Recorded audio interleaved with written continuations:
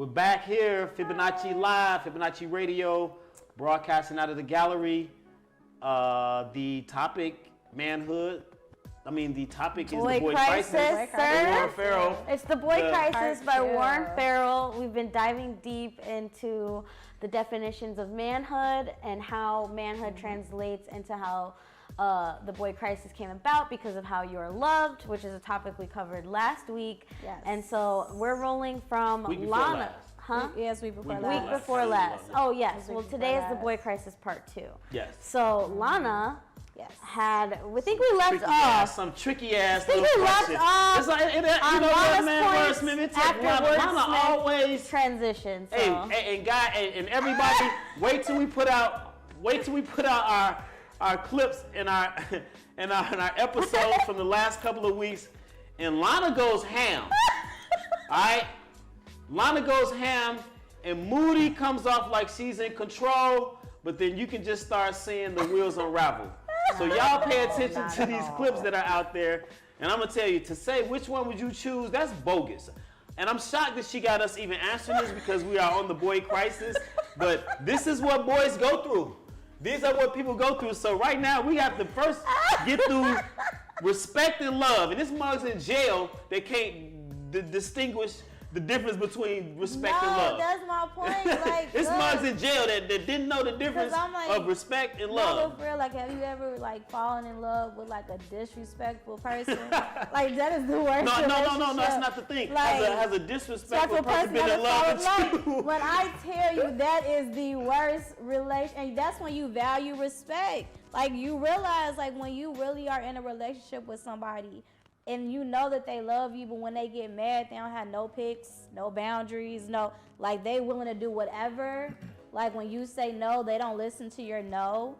That's not love. Your space doesn't, what space? Like, when you really date, it's like, Because like, this is different. Because the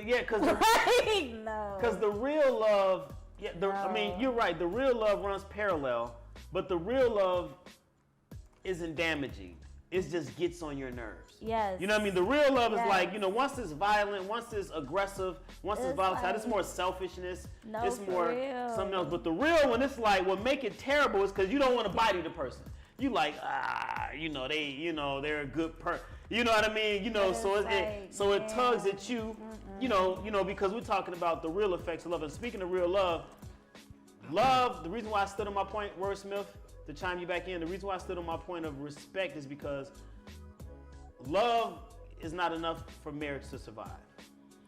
Love isn't enough in most cases, because to incorporate, and we all talk about getting to the final stage, we all talk about conjoining and being married and being productive. And when it comes to that level, you want to have a good, healthy relationship and a functional marriage, and you want to have a long-lasting marriage. So once you realize that just being in love with the person is not enough to sustain the marriage, what happens is, if you respect the person enough, then it brings forth transparency. Transparency is the ultimate level of love to me, is when you actually lay yourself out there. You know what I mean? Because only fools fall in love. So I think that in order to get to that stage of transparency, you have to be respected. Yeah. They have to respect that who you are.